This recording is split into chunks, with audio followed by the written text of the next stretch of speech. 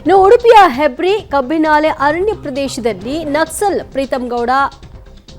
ವಿಕ್ರಮ್ ಗೌಡ ಹತ್ಯೆಯಾಗಿದೆ. ಮಣಿಪಾಲದ ಕೆಎಂಸಿಯಲ್ಲಿ ಈಗ ಮೃತದೇಹವನ್ನು ರವಾನೆ ಮಾಡಿದ್ದಾರೆ. ಅಲ್ಲಿ ಮರಣೋತ್ತರ ಪರೀಕ್ಷೆಯನ್ನ ನಡೆಸಲಾಗುತ್ತೆ. ಕೆಎಂಸಿಯಲ್ಲಿ ಮೃತದೇಹವನ್ನು ಈಗ ಮರಣೋತ್ತರ ಪರೀಕ್ಷೆಗಾಗಿ ಕೊಂಡೊಯ್ಯಲಾಗಿದೆ. ನ್ಯಾಯಾಧೀಶರ ಸಮ್ಮುಖದಲ್ಲಿ ಮರಣೋತ್ತರ ಪರೀಕ್ಷೆಯನ್ನ ನಡೆಸಲಾಗುತ್ತೆ. ಪೊಲೀಸ್ ಬಿಗಿ ಭದ್ರತೆಯಲ್ಲಿ ಮೃತದೇಹವನ್ನ ತೆಗೆದುಕೊಂಡು ಹೋಗುವಂತಹ ಕೆಲಸವನ್ನು ಕೂಡ ಮಾಡಲಾಗಿದೆ. ಉಡುಪಿಯ ಹೆಬ್ರಿ ಕಬ್ಬಿನಾಲೆಯಲ್ಲಿ ಆಗಿರ್ತಕ್ಕಂತಹ ಅರಣ್ಯ ಪ್ರದೇಶದಲ್ಲಿ ಈ ಕೂಂಬಿಂಗ್ ಕಾರ್ಯಾಚರಣೆ ನಡೆಯಿತು. ಕೂಂಬಿಂಗ್ ಕಾರ್ಯಾಚರಣೆ ವೇಳೆ ಗುಂಡಿನ ಚಕಮಕಿಯಲ್ಲಿ ವಿಕ್ರಮ್ ಗೌಡ ಹತನಾಗಿದ್ದಾನೆ.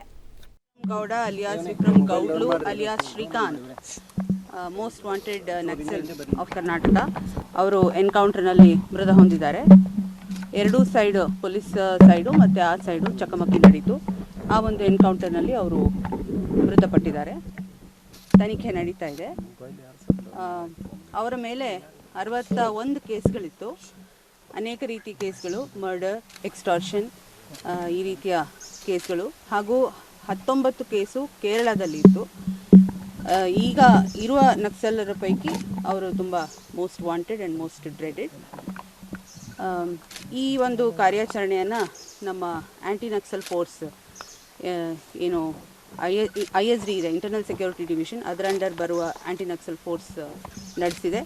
ಇದರ ಮುಖ್ಯ ರೂವಾರಿ ನಮ್ಮ SPANF ಜಿತೇಂದ್ರ ದಯಾಮ. ಈ ಒಂದು ಕಾರ್ಯಾಚರಣೆಗೆ ನಾವು ಒಂದು 10 ದಿನಗಳಿಂದ ಸತತವಾಗಿ ಕಂಟಿನ್ಯೂಸ್ ಆಗಿ ಫಾರೆಸ್ಟಲ್ಲಿ ಕೂಂಬಿಂಗ್ ಆಪರೇಷನ್ ನಡೆಸಿದ್ವಿ.